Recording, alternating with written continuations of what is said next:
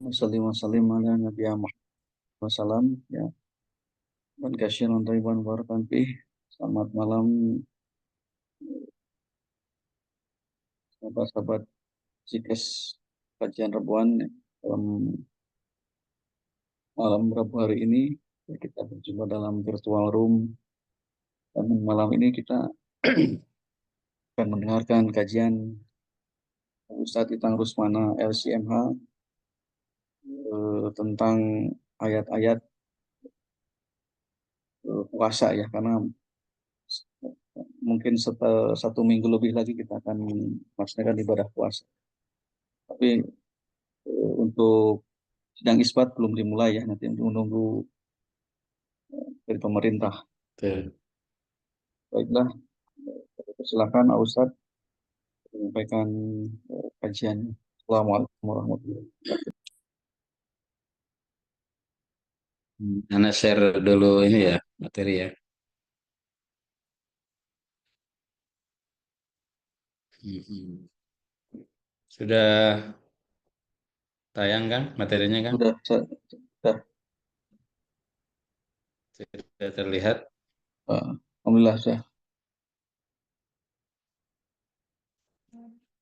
Ya.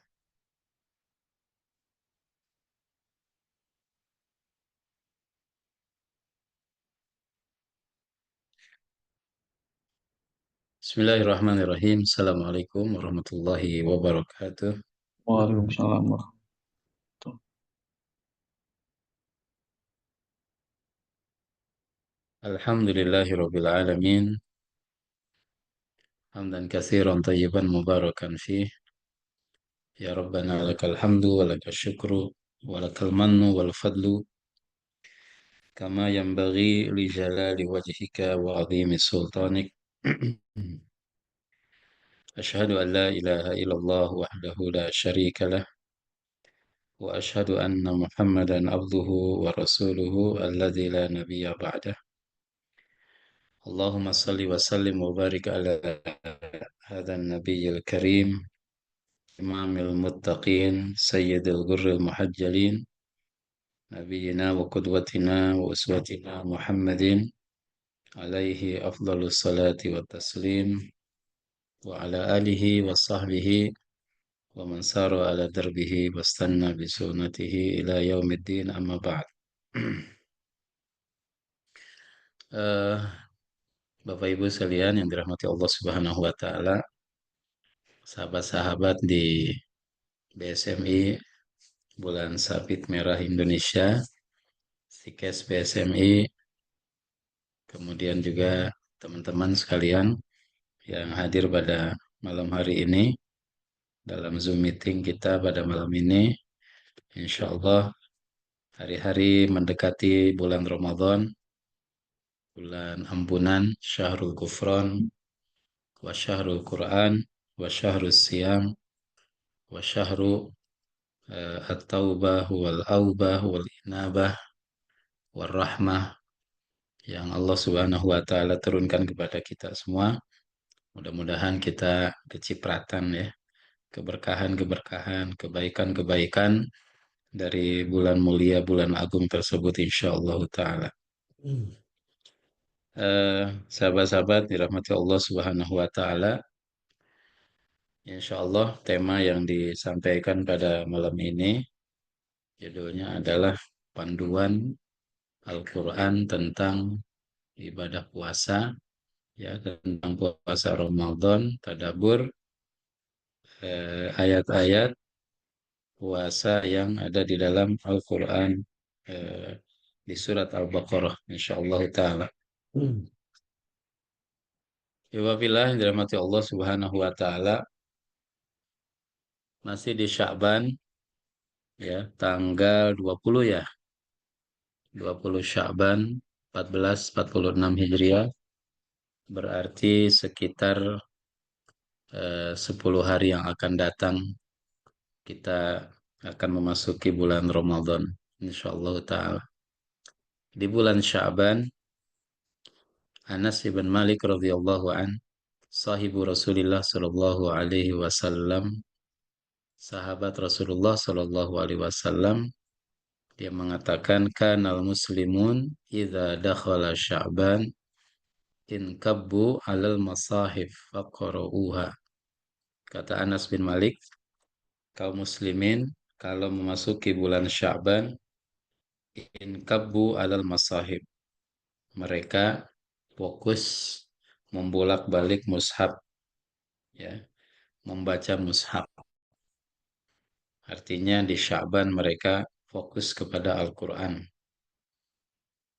Faqara'uha, kemudian mereka baca itu Al-Quran, ya, dibaca itu Al-Quran. Kemudian yang kedua, wa akhraju zakata amwalihim. Mereka juga membaca, mereka mengeluarkan zakat mal, ya, mengeluarkan zakat mal mereka. Itu di bulan Sya'ban. Supaya apa? Taqwiyatan lidha'if wal miskin ala siyami Ramadan. Zakat mereka keluarkan di bulan Sya'ban agar bisa menguatkan kaum du'afa, orang-orang lemah, wal miskin, dan orang-orang miskin untuk menunaikan ibadah saum di bulan Ramadan. Nah, itu di Sya'ban, hari-hari ini ya. Sya'ban itu ayyamul Quran wa ayyamu ikhraji az-zakah insyaallah ta'ala. Al-Hafidh Ibnu Rajab rahimahullahu ta'ala, beliau mengatakan begini, jamaah sekalian. Kam mimman amila au amala ayyasuma hadha syahr fakhanahu amaluhu. Eh, Banyak orang yang berangan-angan, berkeinginan ayyasuma hadha syahr fakhanahu amalu. Berkeinginan untuk puasa di bulan ini. Tetapi fakhanahu amaluhu. Ya, dikhianati oleh keinginannya itu, angan-angannya itu. Jadi apa namanya, niat doang gitu ya, amal angan-angan doang. Fasara qalbu fasara eh, qablahu ila zulmatil qabri, ya, maka eh, arahnya hatinya itu menjadi qalbuhu, ya ini mungkin fasara qalbuhu ila zulmatil qabri, itu menjadi segelap kuburan. Kemudian wakam min mustaqbalin yauman la yastakmiluhu. Banyak juga yang ingin maju, ingin bercita-cita, ingin sukses begitu ya. Tetapi la yastakmiluhu, dia tidak bisa menyempurnakannya. Wa mu'ammilun ghadan la yudrikuhu. Kemudian juga ada yang punya harapan, punya rencana untuk esok hari, dia juga nggak bisa menggapainya. Ya, yang punya rencana hari ini nggak bisa ditunaikan. Yang punya rencana besok aja nggak dapat juga.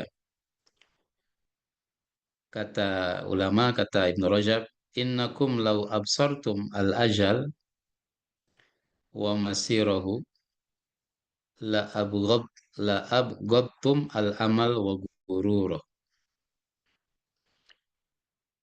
Kalian, kata Ibnu Rajab tuh, kalau ngelihat ajal dan jalannya ajal mendekati kita yang cepat tiada berhenti, la abghadtumul amal,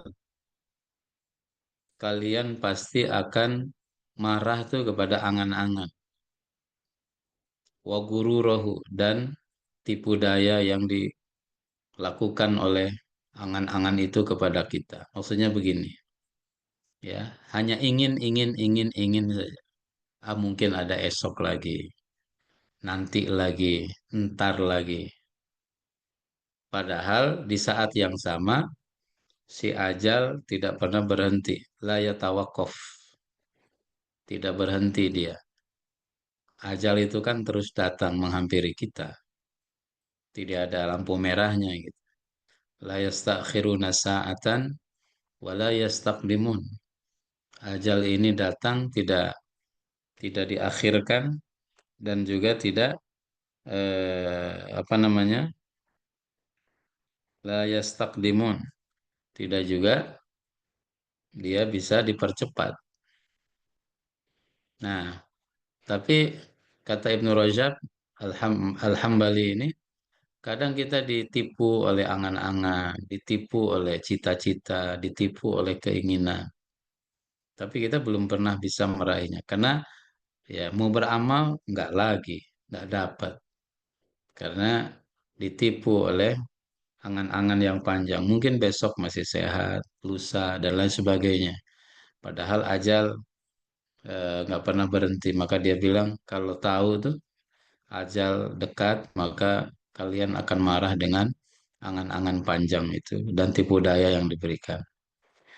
Nah, teman-teman sekalian, ikhwafillah yang dirahmati Allah Subhanahu wa taala, menguatkan azam kita supaya jangan menunda amal soleh, jangan menunda kebaikan, jangan menunda kesempatan untuk berbuat baik, ya, karena menunda kesempatan berbuat baik tidak menunda datangnya ajal kepada kita. Itu kata Ibnu Rajab Al-Hambali dalam kitabnya namanya Lataiful Ma'arif, ya, Lataiful Ma'arif. Ikhwatal iman dirahmati Allah Subhanahu wa taala. Oleh karena itu, ada ungkapan Imam Ibnu Daqiqil Aid. Ibnu Daqiqil Aid dalam kitab Syarah Arba'in Nawawi dia mengatakan begini. I'lam anna man fid dunya dhaifun. Ketahuilah kata beliau, seluruh yang tinggal di dunia ini tamu. Mereka itu tetamu. I'lam anna man fid dunya dhaifun. Manusia yang tinggal di muka bumi ini, di bumi ini semuanya tamu. Wa ma fi yadihi ariyatun. Sementara yang dipegangnya, yang dia punya itu pinjaman. Ya, itu pinjaman semua. Baju, mobil, jam tangan, handphone, rumah, bahkan pasangan, anak, semuanya pinjaman.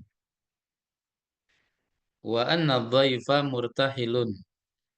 Yang namanya tamu pasti akan pergi, nggak akan selamanya. Ya kan?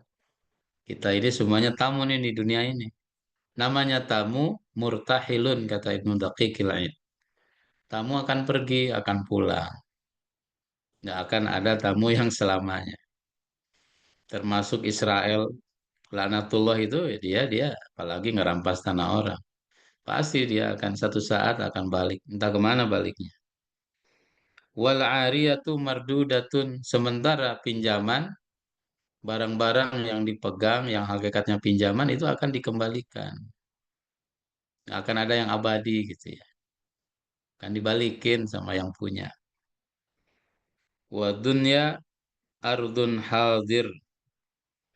Sementara dunia itu adalah pertunjukan, ya, pertunjukan nyata.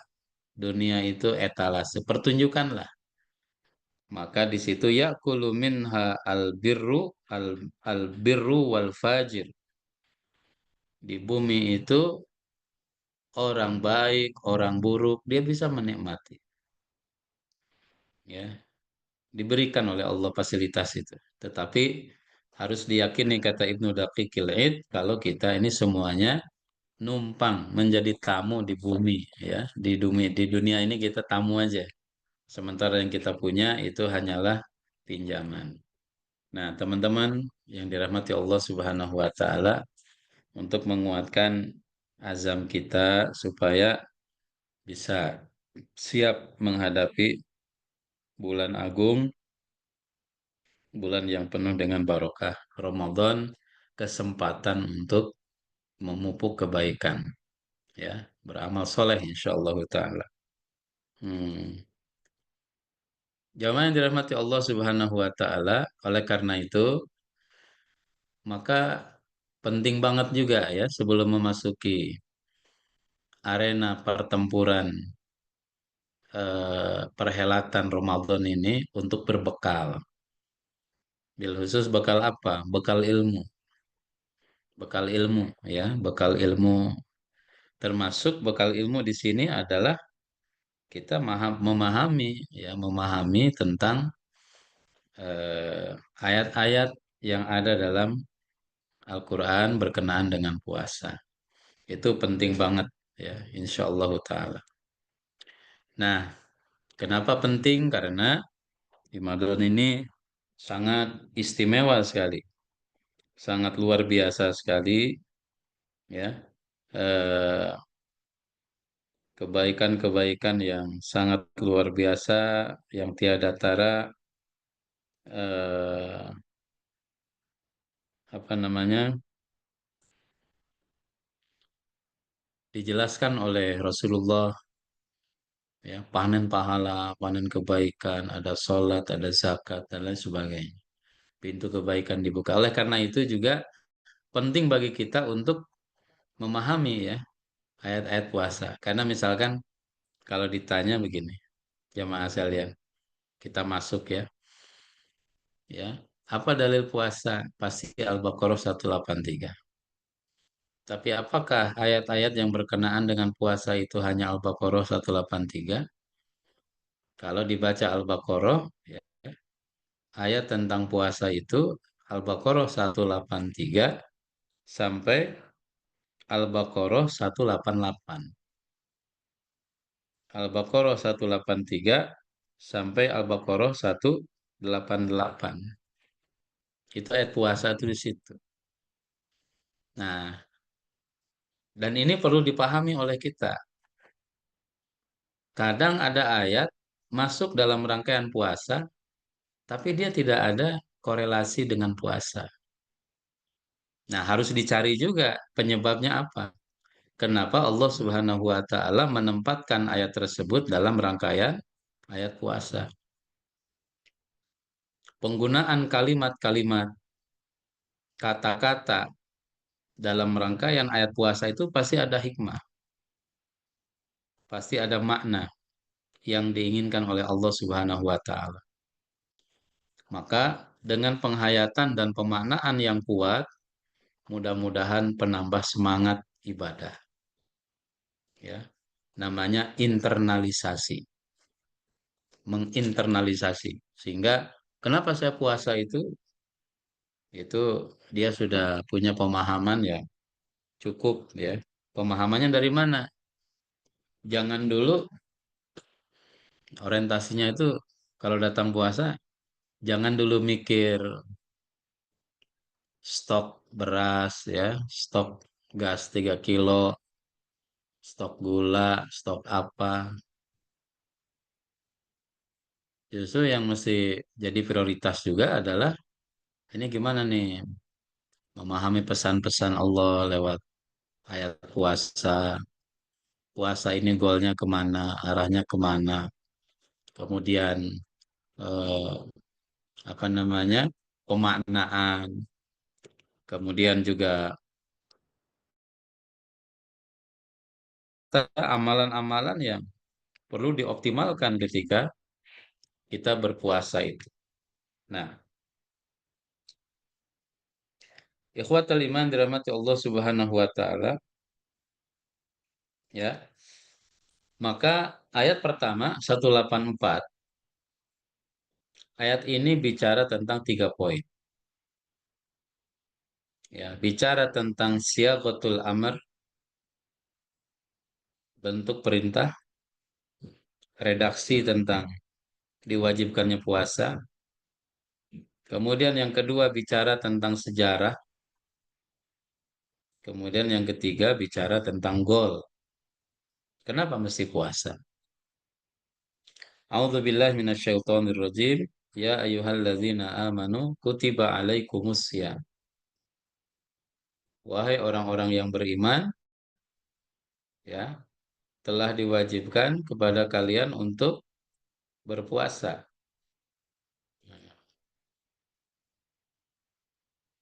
Nah, mana nih? Sebentar. Telah diwajibkan kepada kalian untuk berpuasa ya.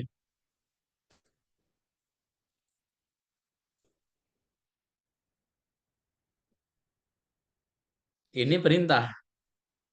Bapak Ibu yang dirahmati Allah Subhanahu wa taala. Ini perintah.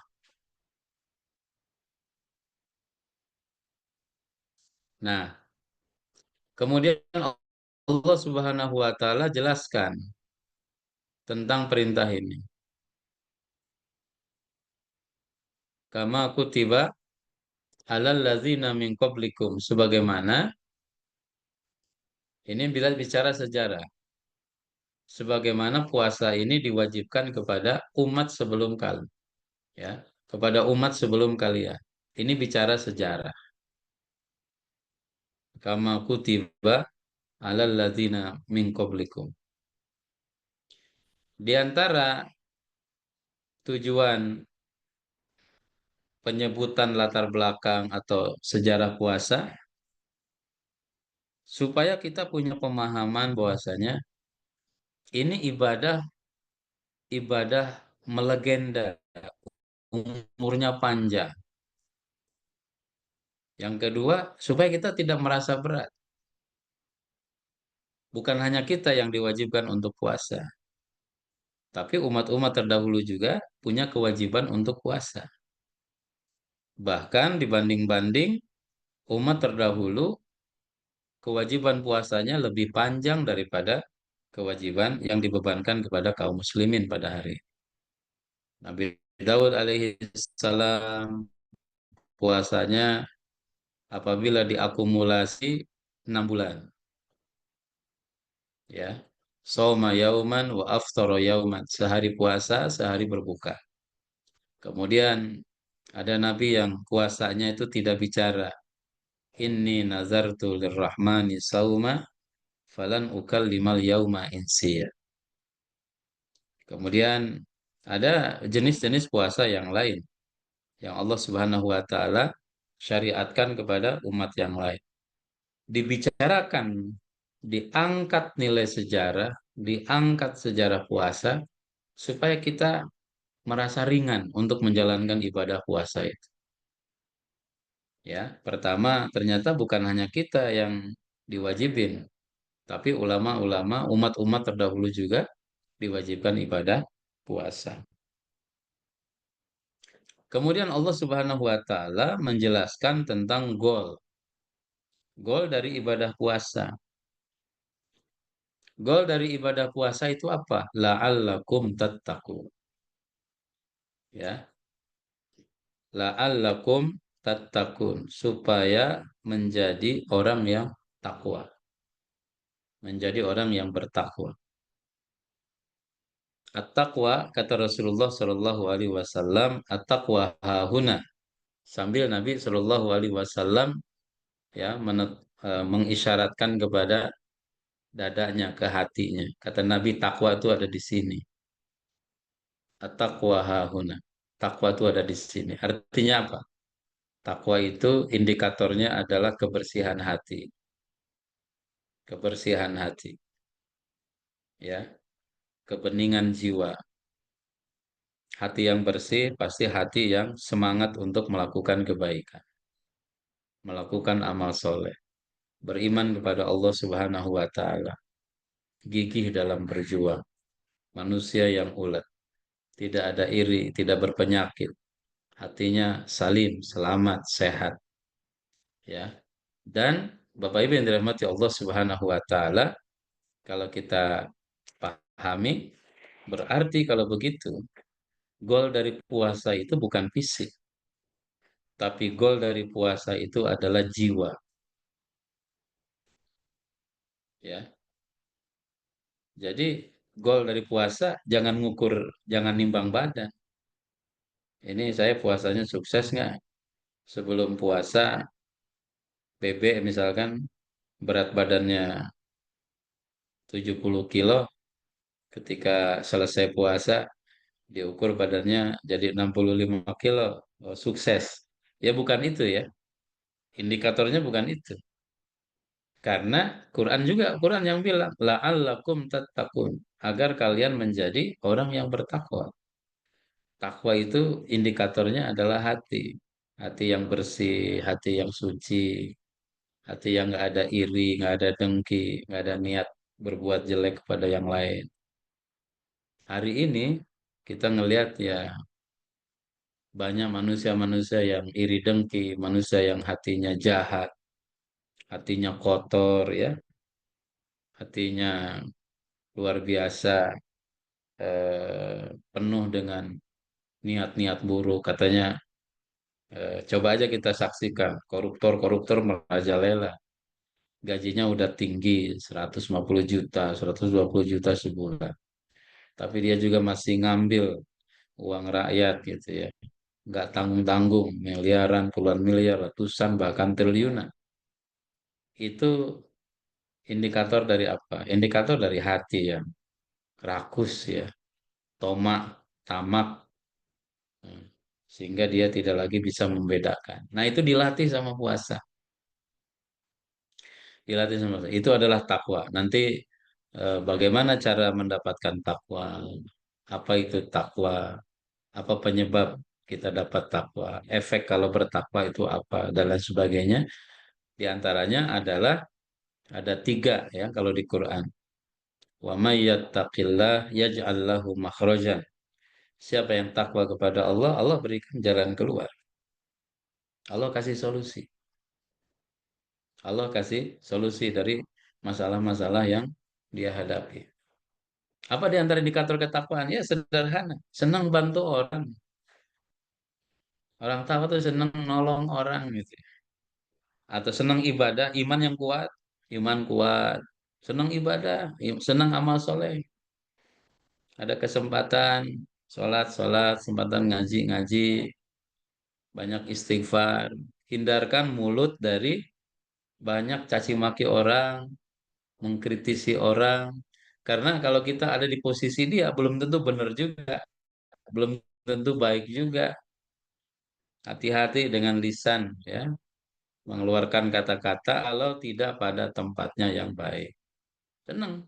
Maka Bapak Ibu dirahmati Allah Subhanahu wa taala, ya ngasih itu nggak mesti gede gitu. Dan nggak mesti ngasih materi kan. Rasulullah Shallallahu Alaihi Wasallam itu jelasin tuh indikator-indikator ketakwaan itu. Kata Nabi Shallallahu Alaihi Wasallam, imatatul adza anit tariq sadaqah. Nyingkirin benda ya, nyingkirin jarum, nyingkirin paku, nyingkirin batu di jalanan. Kalau diinjak sama orang, dilindas sama kendaraan, mungkin dia bisa jatuh. Kasihan tuh sama dia, disingkirin. Itu sedekah juga, itu kebaikan. Nggak perlu energi besar gitu. Bahkan Nabi SAW mengatakan, la tahqiranna min ma'rufin syai'an, walau antalqa akhaka biwajhin talqin. Jangan pernah menyepelekan kebaikan sekecil apapun. Meskipun engkau hanya bisa melempar senyum, pasang muka nyenengin orang ketika ketemu sama orang lain. Itu udah kebaikan, subhanallah. Itu takwa, Bapak Ibu sekalian. Itu indikator takwa. Bahkan Nabi bilang juga kata Rasulullah, ittaqun naro walau bisyikki tamratin. Lindungi diri kalian dari neraka meskipun hanya dengan sepotong, sepotek ya, buah korma dipotek jadi dua. Kalau itu yang bisa dilakukan untuk menyelamatkan diri dari neraka, kasih orang, berikan kepada orang. Nah, ini dari puasa itu melahirkan pribadi-pribadi yang seperti itu, ya. Nah, Bapak Ibu yang dirahmati Allah Subhanahu wa taala. Pokoknya kebaikan-kebaikan. Oleh karena itu, di Ramadan itu kalau baca tulisannya Said Kutub misalkan rahimahullah, ya. Ramadan itu energi yang luar biasa yang tidak bisa ditandingi oleh kekuatan makhluk. Tiba-tiba suasana itu berubah, lebih religi, tiba-tiba masjid rame, ya kan? Tiba-tiba masjid rame. Dan ramenya masjid itu di jam-jam yang tidak prime time gitu. Di jam-jam yang apa ya? Yang sulit. Sholat Isya. Coba tengok masjid jam segini. Rame nggak? Pada Isya itu udah selesai. Tapi kalau Ramadan berubah semuanya. Orang ngejar itu sholat Isya. Ada terawih. Sholat subuh. Orang jam 3 udah bangun. Setengah 4 udah bangun. Masya Allah. Nah, ini nggak bisa tuh siangnya puasa. Di masjid-masjid tiba-tiba ada kultum ya, ada buka bersama, ada santunan yatim, santunan duafa, ada sanlat, ya kan? Ada macam-macam gitu. Ini kebaikan selama ini, kebaikan-kebaikan seperti itu tuh di mana ngumpetnya? Ketika Ramadan itu nggak ada Satpol PP yang nguber-nguber. Ayo, ya taraweh nggak, enggak. Tapi orang tuh dengan gigihnya seakan-akan kita ada di Masjidil Haram, di Masjid Nabawi ya.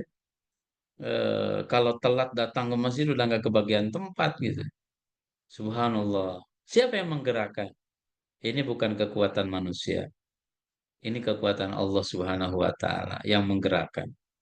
Tiba-tiba ada magnet kebaikan yang begitu kuat menarik seluruh komponen masyarakat untuk balik kepada Allah. Itu takwa.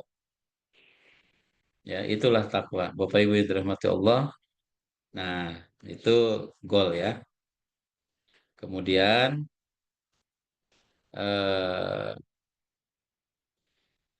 di ayat berikutnya ya, Allah Subhanahu wa taala menjelaskan ini.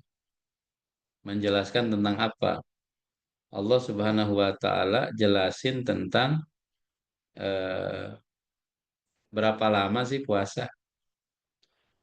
Allah bilang ya dalam ayatnya, puasa itu ayyaman ma'dudat ya, ayyaman ma'dudat, beberapa hari yang ditentukan. Jadi isyaratnya jamaah sekalian, Bapak Ibu yang dirahmati Allah Subhanahu wa taala, ada dua pendapat ulama. Yang pertama mengatakan ayam ma'dudat. Kenapa pakai bahasa ayam? Tidak bilang puasa itu 1 bulan, enggak. Tapi kayak dicicil gitu ya sama Allah. Itu di apa namanya? Ya, ayaman, cuman beberapa hari aja gitu. Ayam ma'dudat, cuman beberapa hari saja. Menunjukkan apa? Kenapa Allah bilang begitu? Pertama mengatakan saking mahalnya ibadah di bulan Ramadan. Ya, hari-hari Ramadan, jam Ramadan itu prime time semua, prime time semua, mahal gitu, waktu yang mahal ya. Maka belinya itu menjelaskan itu nggak gelondongan gitu.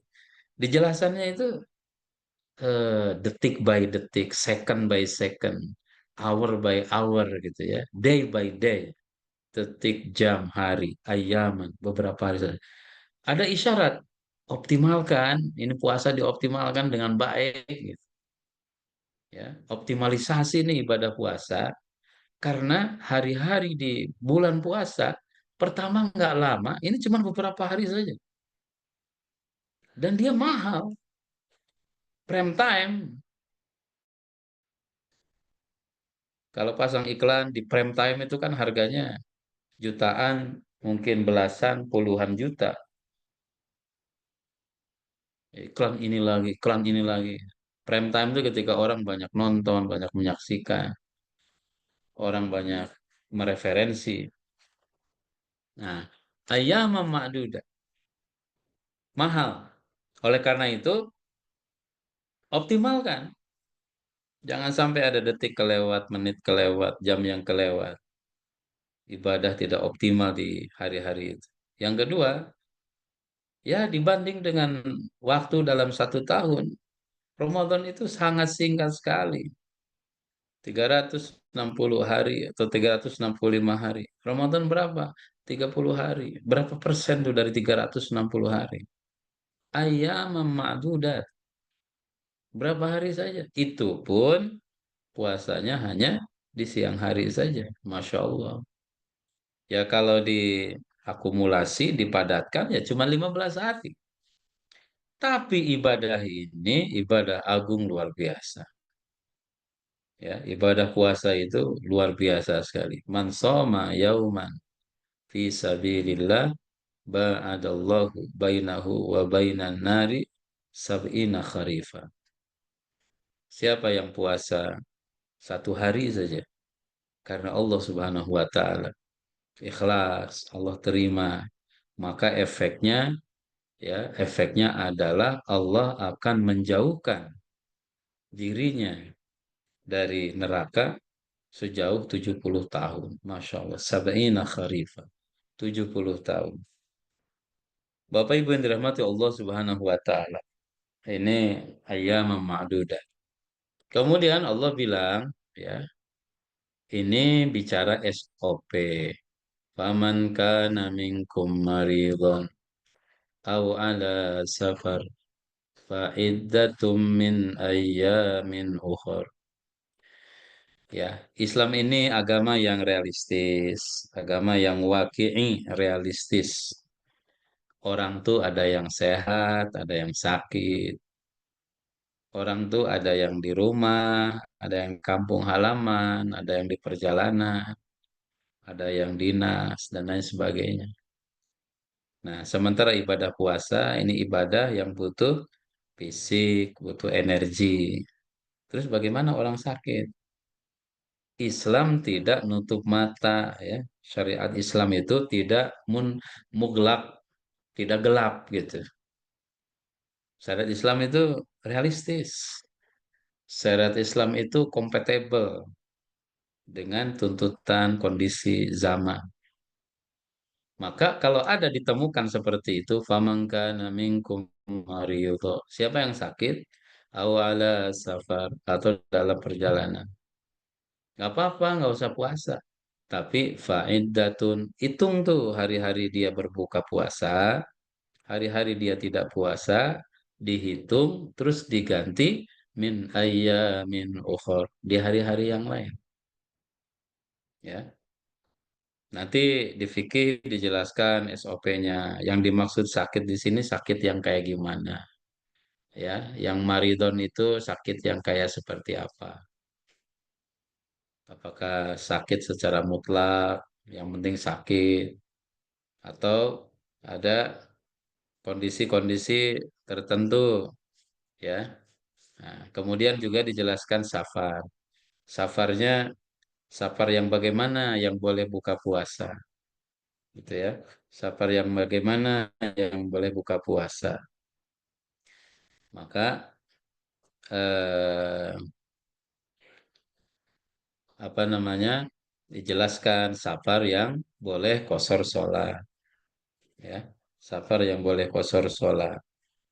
Nah, safar boleh kosor sholat itu berapa lama atau berapa kilometer? Ada pendapat bilang safar boleh kosor sholat 80 kilometer. Nah, maka perjalanan yang 80 kilo berarti juga boleh buka puasa. Tapi misalkan fasilitas perjalanannya enak, nyaman, apakah masih boleh puasa selama jarak dan secara tabiat itu safar, adat mengatakan dia lagi safar, boleh puasa, boleh buka puasa. Meskipun fasilitas safarnya enak, nyaman. Ya, terbang ke Kalimantan, kemudian pakai pesawatnya enak, kelas-kelas bisnis kelas gitu ya. Di sana rapat, di gedung ber-AC, dia nggak kerasa. Nggak apa-apa kalau dia mau buka puasa, dia sedang safar. Tapi kalau dia mau melanjutkan puasa, wa antasumu khairul lakum. Paman tatawwa khairan fahuwa khairul lah. Kalau dia, wah saya masih kuat nih, bisa saya bawa puasa. fahuwa khairullah, itu lebih baik bagi dia, ya. Nah, kalau kita memilih untuk berbuat baik meskipun dalam posisi mendapatkan dispensasi, ya, itu realistisnya syariat, tidak nutup mata.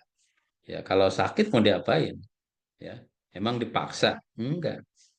Tapi mesti ada solusi. Kemudian juga ada apa namanya? Ada klaster orang. Dia tidak sakit dan dia tidak dalam perjalanan, tapi dia tidak mampu lagi puasa. Ya, itu oleh Allah juga dijelaskan. Ada klaster orang seperti itu. Faman tat wa 'alal ladzina yutiqunahu wa 'alal ladzina yutiqunahu, bagi orang yang mampu menjalankan puasa.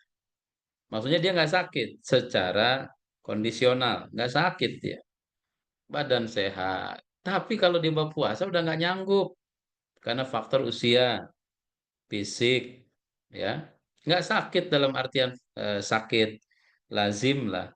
Tetapi kalau dibawa puasa dia nggak bisa, ya, karena faktor usia atau misalkan faktor ada penyakit yang tidak bisa dibawa puasa atas saran dokter terpercaya.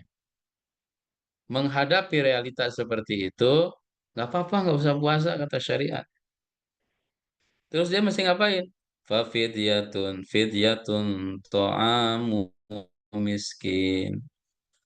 Bayar saja yang namanya fidyah. Ya, bayar fidyah aja. Apa itu fidyah? To'amu miskin.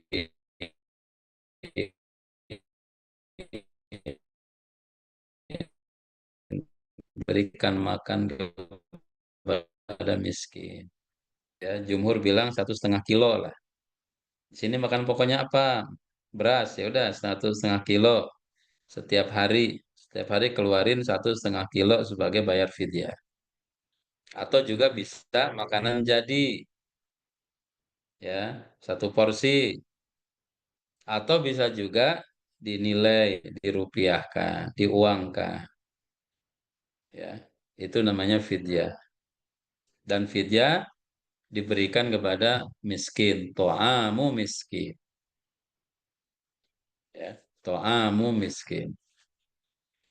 Bapak Ibu yang dirahmati Allah, demikian rasionalnya Islam, realistisnya Islam, menghargai kondisi yang terjadi, ya.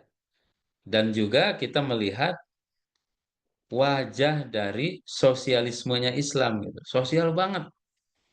Ini ada orang nggak bisa ibadah, ya. Terus dia mesti ngapain? Dia bayar tuh ibadah dengan melakukan aksi sosial. Apa dia? Ngasih makan orang miskin. To'amu miskin. Ya, ini kan Bapak Ibu luar biasa, ya, dijelaskan oleh syariat. Nah, kemudian jamaah sekalian, ayat 185 menjelaskan tentang apa? Syahrul Ramadan alladzi unzila fihil Qur'an. Menjelaskan Al-Qur'an, ya. Allah jelaskan Quran nih. Di bulan Ramadan itu Allah turunkan Al-Qur'an, ya. Allah turunkan Al-Quran hudal linas wa bayyinatim minal huda wal furqan. Nah, ini bicara juga tentang sejarah turunnya Al-Quran, tapi juga berpesan agar fokus di Ramadan itu, di antara ibadah yang kudu difokuskan di Ramadan adalah Al-Quran. Ya, Qurannya dong gitu ya. Quran, karena Quran turun di bulan Ramadan. Karena gara-gara Quran turun, maka Ramadan menjadi bulan yang mulia. Gara-gara Ramadan. Siapapun yang berinteraksi dengan Quran berpotensi menjadi orang hebat, orang mulia. Nah, di sini dipesankan oleh Allah, ya. Pesannya apa? Ya, di antara fokus ibadah di bulan Ramadan Quran. Imam Syafi'i 60 kali tamat Quran, Imam Bukhari 30 kali tamat siang hari, kemudian 10 kali tamat malam harinya. 30 berarti 40 kali tamat. Dan ulama-ulama yang lain, ya, bahkan mereka lomba-lomba baca Quran, ya. Dan baca Qurannya itu ketika sholat tarawih, Bapak Ibu sekalian. Di kita sholat tarawih ada yang kebat-kebut, ya. Nah, mereka tuh ada di Baghdad, satu kampung, sholat tarawihnya itu, satu malam, itu 10 juz. 3 malam, Ramadan kelar 30 juz. Malam keempat, ulang lagi. Subhanallah. Itu luar biasa sekali ya. Kita mungkin kepikiran aja enggak ya. Kepikiran aja enggak. Sholat tarawih semalam 10 juz. Masya Allah. Itu gimana tuh? Jam berapa itu bubarnya ya? Masya Allah. Tetapi jamaah sekalian dirahmati Allah, itulah ulama-ulama dan mereka mulia dengan Al-Quran. Kemudian Allah jelaskan Quran itu siapa atau apa fungsinya? Hudal linnas, petunjuk bagi manusia itu Quran. Ya, paman tabi'a hudaya fala khaufun alaihim wala hum yahzanun. Siapa yang mengikuti petunjuk Allah nggak akan takut, nggak akan sedih. Karena Quran sebagai huda. Kemudian juga Quran itu wabayinatim minal huda wal furqan. Ya, secara umum Quran itu sebagai manual book kalau kita ingin sukses, kalau ingin berhasil. Nah, di Quran juga dijelaskan detailisasinya itu Bapak Ibu sekalian. Wabayinatim minal huda. Kemudian fungsi yang ketiga wal furqan, menjadi standar barometer, barometer kebenaran. Ya, menurut Quran bagaimana? Kata Quran benar, oh benar dia. Kata Quran salah, salah dia. Jamaah sekalian, ya mudah-mudahan tentu bukan hanya sekedar dibaca tuh besok Ramadan. Harus ada program tadabur ya. Dan amalkan tuh Quran sehingga dia menjadi kebaikan-kebaikan dalam kehidupan. Maka ketakwaan insya Allah akan semakin kuat, keberkahan juga akan semakin berlimpah, kebaikan akan semakin banyak, keluarga harmonis. Jadilah kita menjadi negara yang baldatun toyibatun warobun gofur. Negara yang gemah ripah, ya, loh jinawi, toto tentrem, kertara harja. Ya, itu banyak yang bisa kita gunakan. Wallahu a'lam bishawab. Ya, mungkin ayat-ayat selanjutnya nanti kita elaborasi di pertemuan selanjutnya kalau masih ada jamaah sekalian. Kita cukupkan dulu nih karena udah jam 9 ya. Masya Allah, luar biasa. Demikian Kang, Kang Irfan. Ya, barakallahu fiik. Ustaz. Wallahu a'lam. Fadal, tafadal. Ya, terus yang diberikan mengenai ayat-ayat apa puasa ya nanti kita dalam menghadapi ibadah puasa. Ini kalau untuk menghadapi apa ini 1 minggu lagi doa-doa dan amalan yang kira sunahkan Ustaz. Kira apa saja Ustaz? Ya, ada hadis mengatakan, ya, Rasulullah Shallallahu Alaihi Wasallam, eh, atau mungkin bukan hadis tapi riwayat dari ulama ya. Allahumma salimni ila Ramadan wa sallim Ramadan li wa tasallamhu minni mutaqabbala. Yahya ibn Abi Katsir doanya begitu ya. Yahya ibn Abi Katsir kalau mau datang puasa dia doanya begitu. Allahumma salimni ila Ramadan wasallim Ramadana, ya, wasallim Ramadana li, ya. Wa tasallamhu minni mutaqabbala. Ini saya cek nih dalam kitab ada riwayatnya ya. Eh, Allahumma salimni min Ramadan wa salim Ramadan ali ya. Jamaah sekalian, itu ada diriwayatkan oleh Imam Ad-Dhahabi ya, Imam Ad-Dhahabi. Kemudian Abu Ja'far Ar-Razi dan lain sebagainya mengatakan hadis itu. Allahumma salimni ila Ramadan wa salim Ramadan ali wa tasallamhu minni mutaqabbala. Ya Allah, hantarkan aku ke bulan Ramadan dan hantarkan Ramadan kepadaku dan jadikan aku dan terimalah amal-amalku di bulan Ramadan tersebut. Hantarkan aku ke Ramadan dengan sehat, ya, sehat, kuat, penuh dengan keberkahan, kemudahan gitu. Kemudian wasallim Ramadan ali.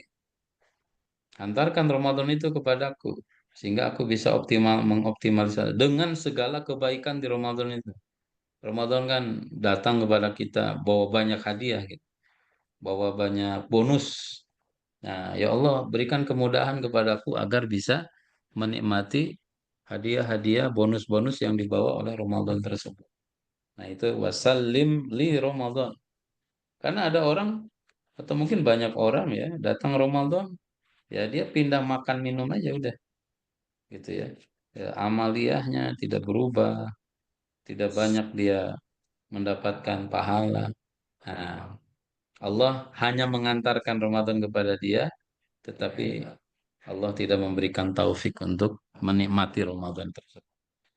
Watasalamhu minni mutaqabbala, nanti setelah Ramadan selesai, amal-amal semoga diterima.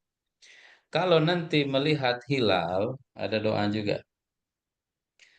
Allahumma ahillahu alaina bil amni wal iman was salamati wal islam wal afiyah al mujallalah. Ya, ya Allah, ahillahu alaina bil amni wal iman. Si hilal ini ya, sampaikan kepadaku, berikan aku keamanan, berikan aku keimanan agar bisa menunaikan ibadah di bulan ini dengan baik. Wassalama, berikan aku keselamatan. Wal Islam, berikan aku keislaman, kuatkan keislaman yang ada pada diriku. Ada panjang juga dalam riwayat itu.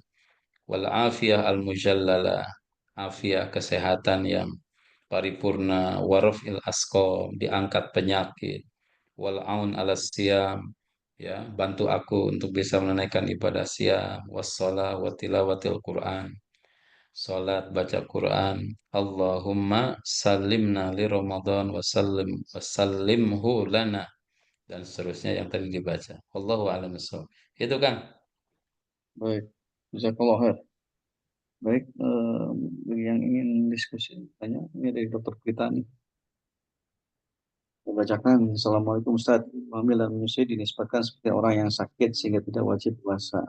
Saya menganjurkan ibu hamil trimester 1 dan menyusui sedang berikan ASI ASI tidak puasa juga. Yang sering menjadi pernyataan adalah bagaimana penggantiannya berupa qada atau fidyah. Saya pada ibu tidak puasa karena terbayang hutang puasanya lebih sebulan. Jadi gimana saat Ya, hamil dan itu ada dua menyusui? pendapat. Secara garis besar itu ada dua pendapat. Pendapat pertama mengatakan Ibnu Umar berpendapat ibu hamil menyusui itu disuruh bayar fidyah aja, ya. Tapi Imam Syafi'i membedakan. Si ibu hamil menyusui ini dia nggak puasa karena apa? Bukan karena apa? Apa yang dia takutkan? Apa yang dia khawatirkan? Kalau dia mengkhawatirkan fisiknya, saya kalau puasa lagi hamil, lagi nyusui lemes, atau bawaannya dehidrasi gitu ya, atau gimana lah, pokoknya kondisi yang nggak nyaman gitu kan. Maka kata Imam Syafi'i, kalau yang dia khawatirkan dirinya, si ibu hamilnya itu, maka dia bayar kodok saja. Tapi kalau yang dia khawatirkan bayinya, ibunya sehat. Tapi dia kasihan sama bayinya. Ya, bayinya atau kata dokter bayi ini kalau dibawa puasa sebaiknya jangan karena dia kondisinya lemah. Si janin ini kondisinya lemah. Nah, kata Imam Syafi'i, kalau yang dikhawatirkan bayi, maka dia bayar kodok, bayar fidyah. Itu Imam Syafi'i membedakan begitu. Mana yang diambil? Ya, wallahu alam ya. Ya, mungkin Ibnu Umar pendapatnya bisa lebih realistis atau lebih mudah ya kalau dari sisi kemudahan. Bayar fidyah saja karena dikiaskan dengan wa alal ladzina yutiqunahu fidyatun ya, seperti orang yang kepayahan dalam menjalankan puasa meskipun dia nggak sakit. Itu wallahu alam bisawab. Barakallah. Hmm. Jadi kalau untuk yang sakitnya, misalkan orang tua yang sudah lanjut dan tidak mungkin bisa melaksanakan ibadah puasa itu bisa dengan fidyah ya Ustaz ya. Ya, ya. Dan memang kayak kata Quran tadi ya, bayar fidyah saja. Itu termasuk wa alal ladzina yutiqunahu. Nggak bisa maksa puasa karena kondisi. Bayar fidyah. Baik, ada yang lain mau didiskusikan? Prof. Basuki barangkali lagi sibuk, Basuki.